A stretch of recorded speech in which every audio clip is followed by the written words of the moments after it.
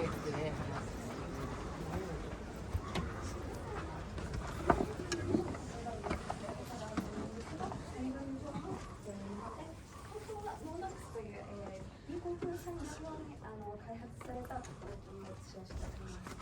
The refinements material was initially used by and designed by the aircraft industry because they actually have similar challenges to ours.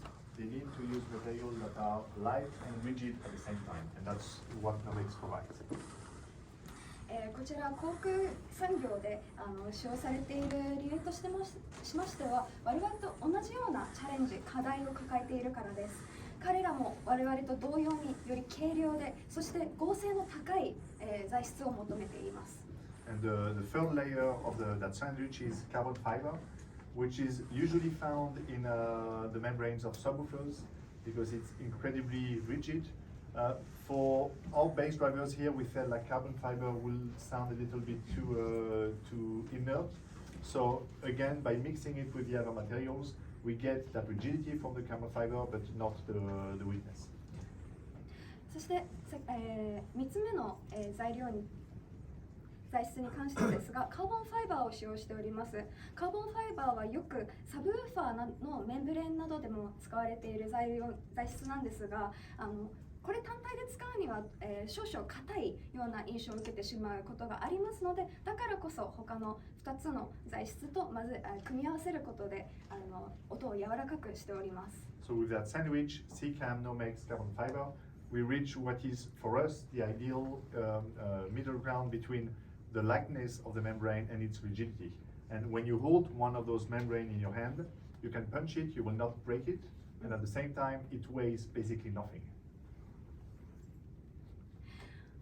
そしてこの3つのシーキャム、ハニコーム、そしてカーボンファイバーの組み合わせをすることによって我々にとって理想となる軽量でしかし合成の高い、ドライバー、シーキャムを作ることができます。ドライバーを作ることができます。失礼しました。So I think the DJ is waving at us. DJ はい。DJ がお待ちですので。これプラチナム3になりましたけど、2の時と3の時っていうのは全く違うってことではなくて、ユニットもですね、今度は4層構造になってます。前は3層構造になってましたので、アルミと、マグネシウムと、カーボンというで、カーボンをもう1枚ですね入れてるで、軽くて強いっていうのがやっぱり、モニターオーディオのユニットの良さになりますね。アルミっぽい音があまりしないです。はい。今度ですね、おかけする曲は、溝口はじめさんという方で、すごく音の透明度とか、下の低域がストンと出てきますので、このユニットのやっぱり強さというところを感じられると思います。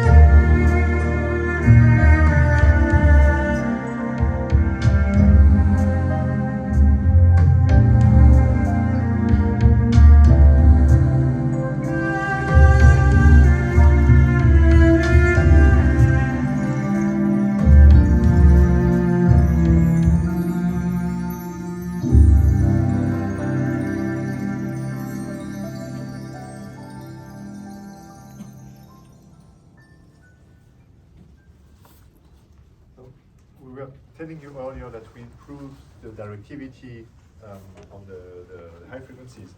We also improved it on the bass drivers by having them come out of the speaker a little bit. That increases the dispersion pattern and it limits board effects from the driver to the cabinet. 先ほどツイッターに関して指向性の向上を果たしたということをお伝えしましたが、mid range as well? No, you see the mid-range is still inside, it's only the bass drivers that come out. バスドライバーに関しても、指向性の向上を果たしました。その、過程としてバスドライバーが少し筐体から前に、出てくるような反り出すような形になっています。で、この指向性の均一化を図るにあたって、気をつけていたこととしましては、ボーダーエフェクトというような拡散性を抑制するような反応が起こらないようにすることを非常に重要視してきました。And inside the speaker, we have also, compared to the last generation, completely changed the crossovers, the voice calls, and the baskets. They are completely new, and again, they are using the experience that we have gathered from designing Synergy loudspeakers. 今回中身に関しては前回のシリーズと全く違います。クロスオーバーや、ボイスコイル、そしてバスケットに関しても、完全に新しいシナジーを生み出せるような、デザインを、しております。And we have also improved the fit here. They are now completely fixed to the bottom of the speaker with a metal plate, which makes them much more robust, much more rigid. 足に関しても、変更があります。今回完全にくっついた状態で、今回の足をデザインさせていただきました。金属板で固定されているような状況です。これによってもっと、強度が高く非常に安定したパフォーマンスを出せるようになりました。And the speakers are delivered with the feet already built in. You take them out of the box and the feet are already mounted. こちらもう足はすべて組み込まれた状態で皆さんの手元に届くような、パッケージとなっております。もうすでに箱から出した段階で足がついているのでそういったイメージで言っていただけると幸いです。We also now have a little plate here that you can remove, and then with an Allen key you can adjust the height of the feet from above. So you no longer have to tilt and lift the speaker and try to do it from below. You do everything from above now. はい、ちょっと見えにくい方もいらっしゃるかもしれないんですけど、こちら側の方はそちらをこちらですね、足のところにこういった金属のプレートで取り外しが可能になっているプレートがあります。こちらを使用することで筐体を傾けたりすることなく身長を変えることが可能となっております。Because we know that fine-tuning the position of the speaker, the angle, is a lot of work if you want to do it right, but we wanted to make that process as enjoyable as possible so that you can start listening to the music a little bit quicker. オーディオを楽しむ上で非常にポジショニングやアングルの調整というのが大事だということは皆さんお分かりだと思います。なのでこちらの調整の過程であったり自体を皆さんにも楽しんでいただき、そしてなるべく楽にできるようにこちらのデザインとなっております。So we have now a little bit less products in the Platinum range. We have the bookshelf Platinum 100, which I think is somewhere behind you. We have 少しプラチナムシリーズの、商品数は少なくなっておりますが、まず奥手にある、ブックシェルフシリーズがあります。今 So we have, let me show you, that will be easier. こちらでご覧ください。So Platinum 100, the bookshelf. これはブックシェルフのプラチナム100でございます。Platinum 200. こちらプラチナム200。The small floor standard. Sorry? The smaller floor standard. Sorry. 小さめのフロースタンダーの、筐体となります。You have Platinum 300, that's the bigger one. 前面にあるプラチナム300、大きい、モデルとなっております。And you have the center channel. そしてまたセンターチャンネルがあります。So we now have only 4 products in the range. We have simplified the range. We no longer have a platinum subwoofer because now we have a dedicated range of high-end subwoofers. The Enfra here in 3 sizes, 10, 12, and 15 inch. 少々お待ちください。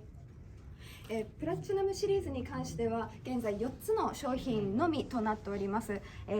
そちら奥手に見える黒い、サブウーファーがハイエンドとして新しく生まれたからとなります。And we have three finishes for platinum: piano ebony, piano black, and satin white. 今回、プラチナム300のシリーズの色、に関しては、ピアノブラック、ピアノエボニーと And white. あ It's a Satin satin white, pure white. サテンホワイトの3種類の展開となっております。And I think that's it for platinum. If you have any questions on platinum, please let us know. And we just ask you for a few minutes while we set up the peak points. プラチナム300に関しては以上となります。もう少々お待ちいただけますと、新しく今回の目玉であるHyphnを、紹介させていただきますので、転換の間もう少々お待ちいただければ幸いです。質問がある場合は最後にこちら、シルバン市のところまで来ていただければ幸いです。ではお願いいたします。じゃあちょっとセッティングを変えます。So, Oh, yeah. so I just want to take a minute to appreciate these guys because they will be moving a speaker that is 107 kilo. So, so we have the easy job with two of us. 皆様に今、動いてくださっているスタッフの方々に感謝を告げたいんですけれども、今から動かすスピーカーHyphn is 107 kilo. 107キロのスピーカーとなっております。非常に重いものです。So the story behind Hyphn was for our 50th anniversary, we wanted to properly celebrate and do something really special.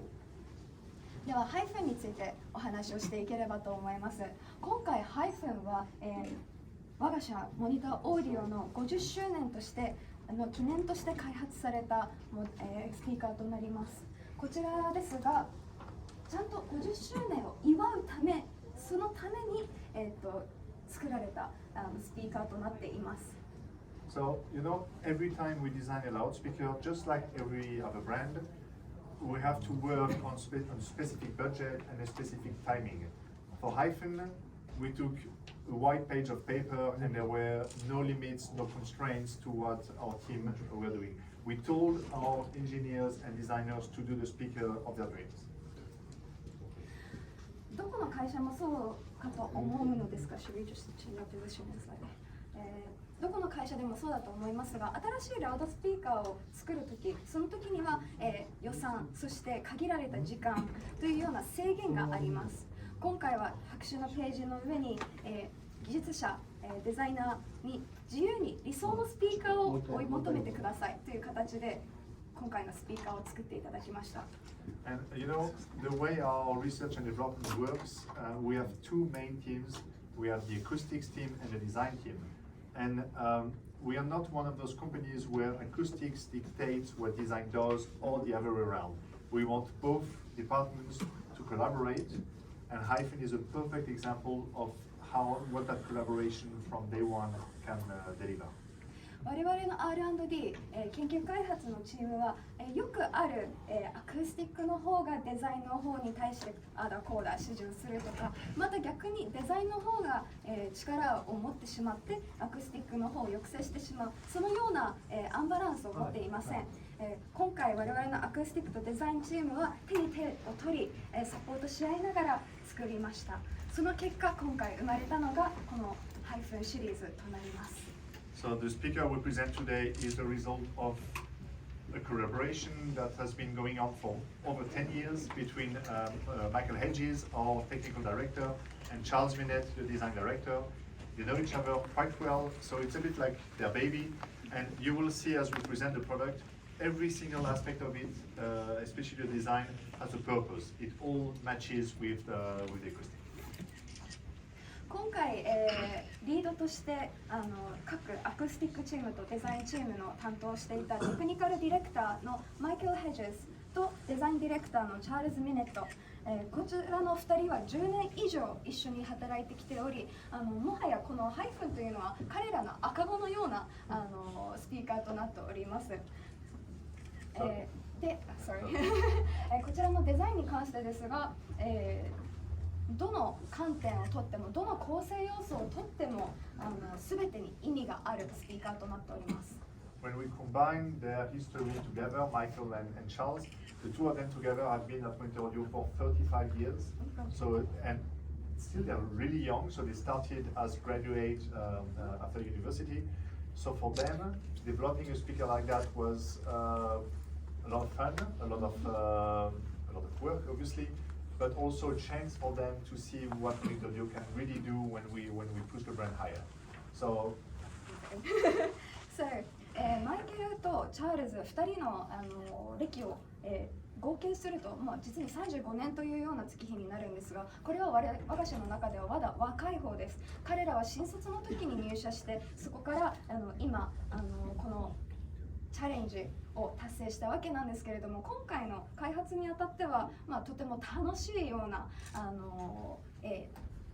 楽しい、課題、チャレンジとなっていたんですけれども、同時にモニターオーディオ社が今何をできるのかを試すような機会にもなりました。So we have a lot of things to tell you about Hyphn, but I'm sure you want to listen to the speakers themselves, so we'll play some music first. 語りたいことはいっぱいあるのですが、一旦実際に聞いていただければと思います。はい。ステラ・ジョーンズさんが出している SAC ですね。これイコールはちょっと一曲ですね。このスピーカーの素晴らしさが、出るんじゃないかなと思います。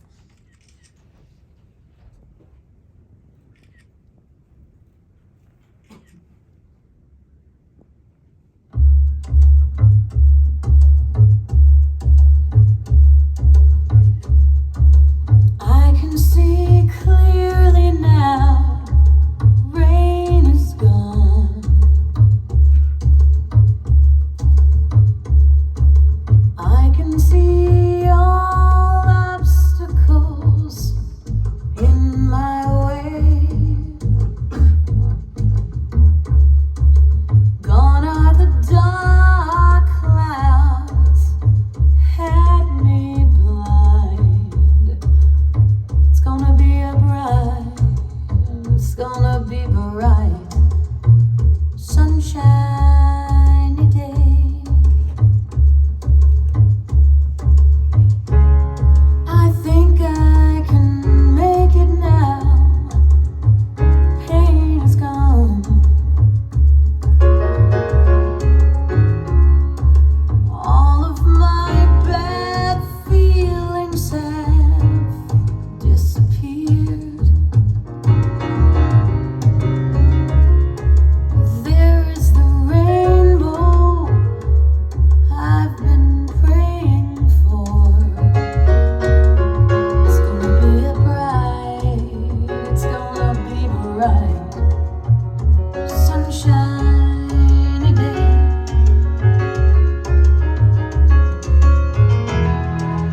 Look all around, nothing but blue sky. Look straight ahead, nothing but blue sky.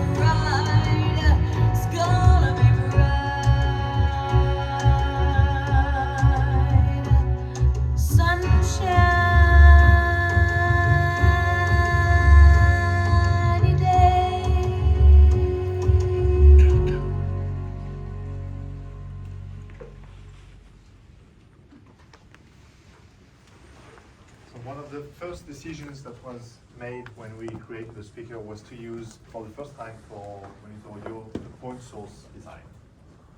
今回Hyphnをデザインするにあたり、初めての試みとなるポイントソースデザインを採用しました。So in case you're not familiar, the idea of point source is instead of having drivers aligned on a vertical axis, we put all the drivers behind each other to create a reproduction that is much more coherent, because basically when an instrument plays, when the violin plays, you don't have the high frequencies coming from above and low frequencies from below. You have everything coming from the same point. So it's always a better design to do point source. ポイントソースを知らない方のために、少し解説をしますと、ポイントソース、のアクスティックソリューションというのは、ドライバーを従来通りの縦に配置するのではなく、後ろに配置することによってよりリアルなサウンドステージを作ることができるということです。例えばバイオリンをイメージしてください。小さな筐体の中に、ハイフリクエンシー、高い高音域から、低音域までありますよね。しかしスピーカーで再生した時にそれが上から来るのと下から来るのとありますと少し違和感があるかと思います。ですので我々はポイントソース1点から音が発生するというような技術を、今回ソリューションとして持ってきました。フルレンジっていうような。はい。So you see other brands on the market doing point source because it's well admitted that it's a good design. The reason why you don't see it that often is that because it's very difficult to do well. It's a lot of research, a lot of different options. And for Hyphn, we wanted to avoid some of the typical issues that you have with point source design. 最近市場にもポイントソースデザインはちらほらと出てきております。しかしポイントソースデザインというのは非常に難しいです。なので我々も特にそういった、同じような失敗をしないように気をつけて今回デザインをさせていただきました。What you see very often as a point source design is a tweeter and the mid-range being a ring that surrounds the tweeter. よく見かける例としましては、ツイッターの周りにリング状に、シングルのミッドレンジの、が配置されていることです。It means good integration between high and mid frequencies and a very detailed soundstage, but it also reduces the directivity of the tweeter and it may create some board effects because the mid-range kind of traps the tweeter. これにより非常に豊かなミッドレンジの再現にはなるのですが、同時にボーダーエフェクトという序盤でお話しした反応を起こしてしまいます。これはミッドレンジがツイッターのスペースを奪ってしまうような形で拡散性を抑制するような形となってしまいます。The other problem of a mid-range as a ring is that it's not compatible with, because you don't really see it, but what we have in a Hyphn is the same kind of tweeter we have here. It's rectangular, so we can't really do a mid-range that just surrounds it. So we had to find another solution. またもう一つリングであることの欠点があります。先ほど見ていただいたプラチナムシリーズのように、我々のツイッター、四角形です。ですのでリングですと導入が非常に難しくなってしまいます。So the solution that we found is to use not one mid-range, but 6 of them.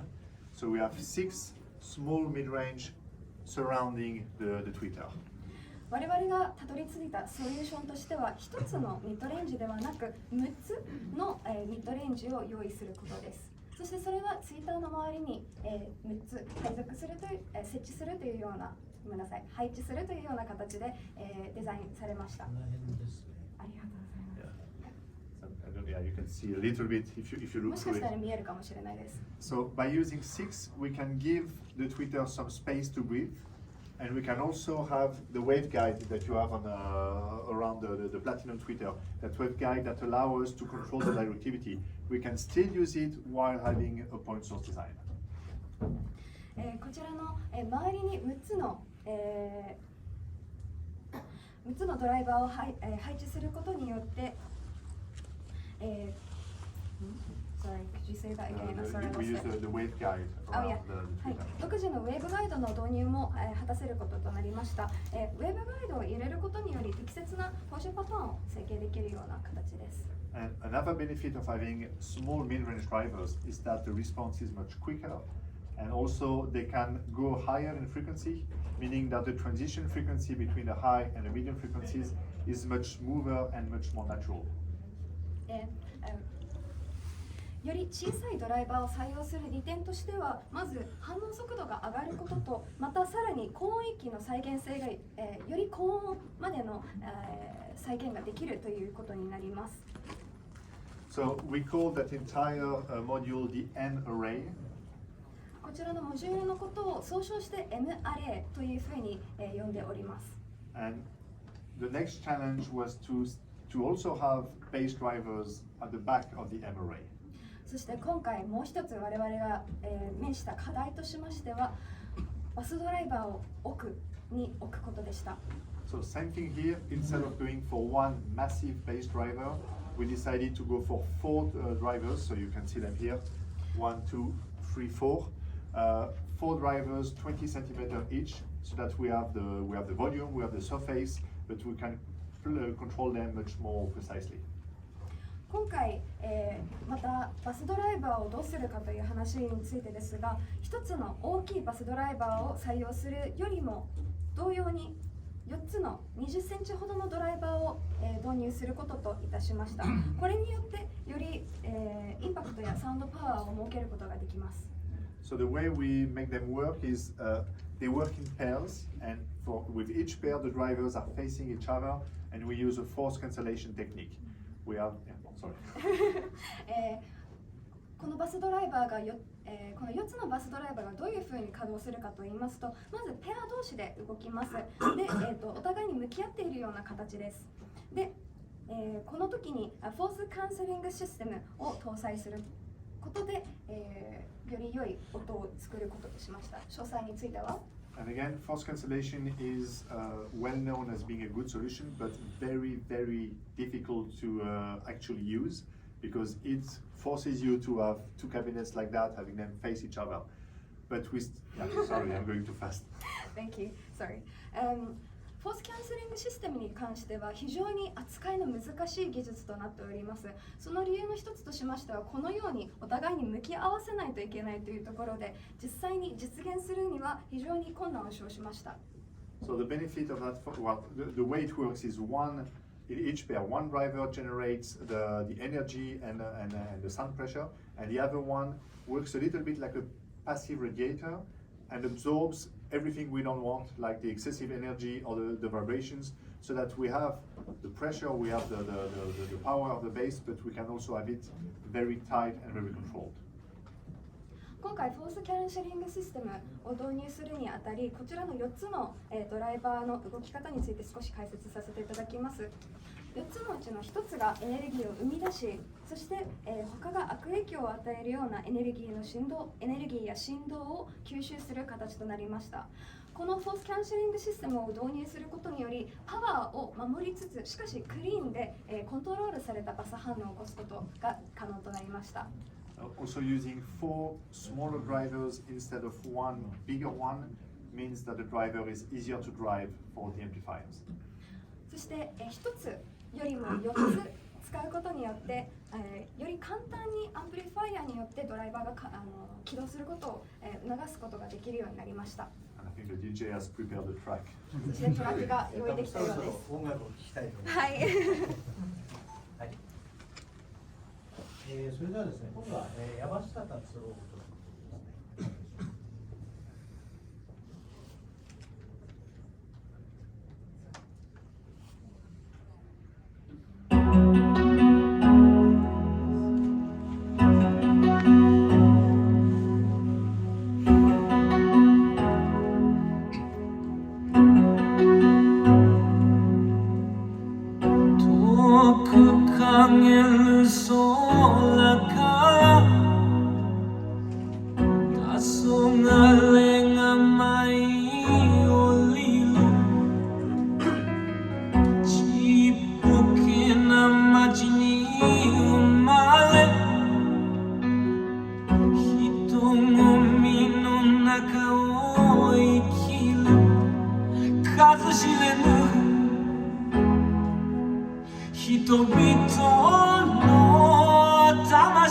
に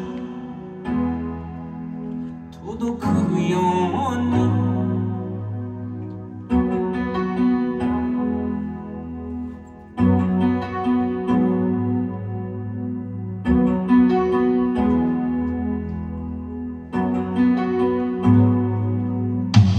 凍りついた夜にはささやかな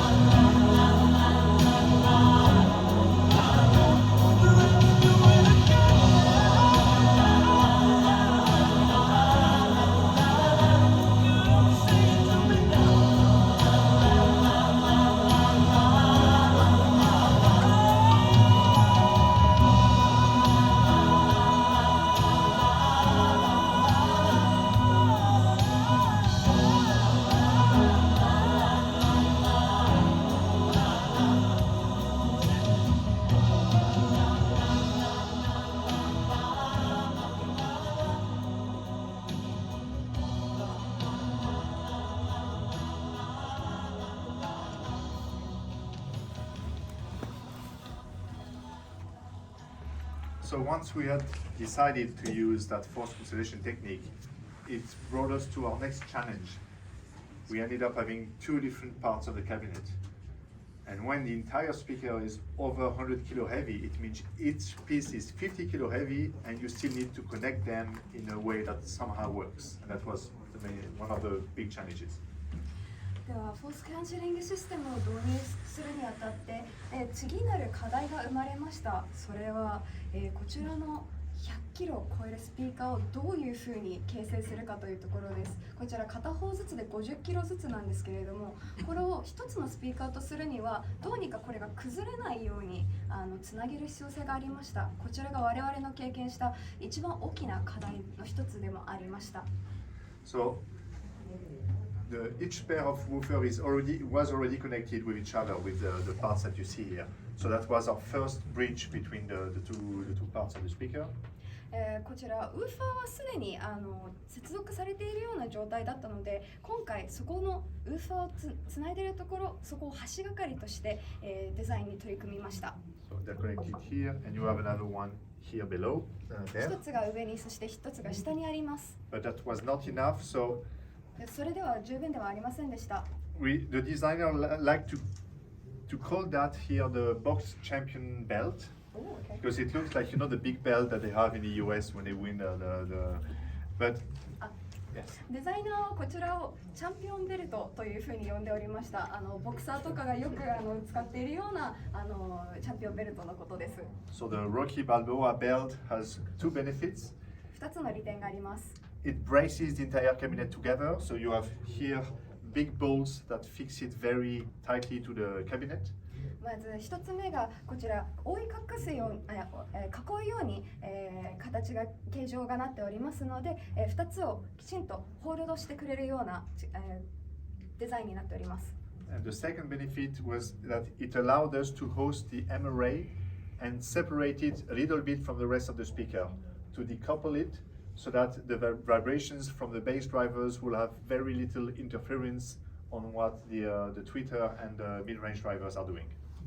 そして2つ目の利点としては MRA の、先ほど話したモジュールを少し筐体全体から切り離すような形に、作ることができたことです。これによってベルトに取り付けることで筐体の中でもより、切り離した状態になって本体に振動が伝わらない、なるべく余分な振動がで音が邪魔されないような効果を得ることができました。Just like with any other speaker, everything you do with the drivers is useless if the cabinet destroys it. もちろんどのスピーカーでもそうですが、ドライバーがどれだけ優秀でも筐体自体のデザインがそれを無駄にしてしまっては意味がありません。So for the first time on Hyphn, we are using a new material, which is actually a composite of acrylic stone and minerals that is thermoformed into a specific shape. It's very specific. There's only one company in the UK that does it for us, but it allows us to get that shape and that rigidity. なので今回モニターオーディオ社で初となる新しい材料を使うこととなりました。これはアクリルストーンとミネラルの複合した材質です。これを熱成形でスピーカーの両側を形成するという形にしたんですが、イギリスが本社なんですが、イギリスでは1社しかこちらをやってくれる会社がおりません。それだけ特殊な、形と、材質になっております。And the reason why we picked that material is because it's very rigid, it's very solid, but most of all it's very inert. And it means that we have a very good control of internal vibrations and resonances inside the cabinet. こちらの材質を選んだ理由としては、とても合成が高いことがまず挙げられるのですが、次に、不活性物質というような形ではあります。これによって振動や反響の低減ができて、ポイントソースのデザインを守るメリットがあります。So what we have in the end is a point source with 11 drivers, which is quite unique, in a cabinet that optimizes the response. And we ended up with a bit of a paradox between having a design that is very striking, very visible, but a sound that disappears when you listen to the speakers. 今回なので最終的な、結果としては11ドライバーという少し多い数のドライバーを搭載した筐体、そして、鮮烈なデザインを持ちながらも、でも視聴中はその存在感を忘れてしまうような理想的なパラドックスを持ったスピーカーとなりました。So all in all, Hyphn was an opportunity for us to look back at what we've done for 50 years. We are using a lot of technologies that we've had for 10, 20 years and use them in modern ways so that we can plan maybe what monitor audio can become in the next 10, 20, 50, 100 years and see what the future has for the brand. なので今回のハイフンの開発にあたり、我々の50年の歴史を振り返る機会となりました。そしてその振り返った中で我々が確認した我々の技術や経験というものは、これからの10年、20年、そして50年先のモニターオーディオ社の道を切り開く糧となると我々は信じております。I think we are right on time, so 時間ぴったりに終えたかと思うんですが、the DJ has some more music for you. If you have any questions, let us know. We're here, or maybe I will be outside. In any case, we are very proud and excited with Hyphn, and I would like to thank you all very much for joining us today. ありがとうございます。音楽をかけたいので、とりあえずまずこれをもう一曲聴いていただくのと、ちょっと補足なんですけど、さっき11ドライバーって言ったんですけど、ウーハーは4つですね。それと、ミッドレンジがここに6つ入ってます。と、ここにですね、ファイルドライバーのツイッターがある。それで全部で11個形。じゃあ、ちょっと今度はちょっと静かめにですね、島葵さんをちょっと言ってですね、おかけしたいと思います。月のぬくもりをちょっと言って。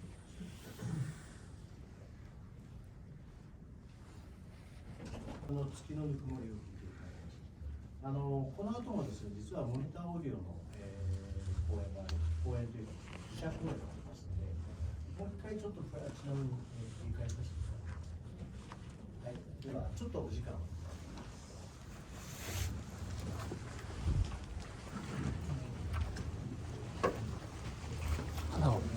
I will upload my video to my YouTube channel. Oh, yes. Thank you very much. Can I ask you a question? Where is the passive radicator? Passive radicator, you said. Right? No, it's let me show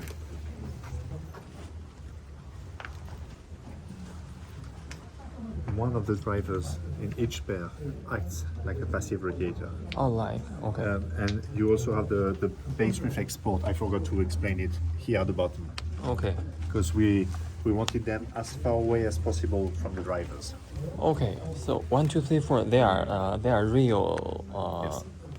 They're real speaker, not Yes. passive. No. Not passive. I say it acts a bit like a passive radiator, but it's still an active driver. Okay. Thank you very much. ありがとうございました。すみませんでした。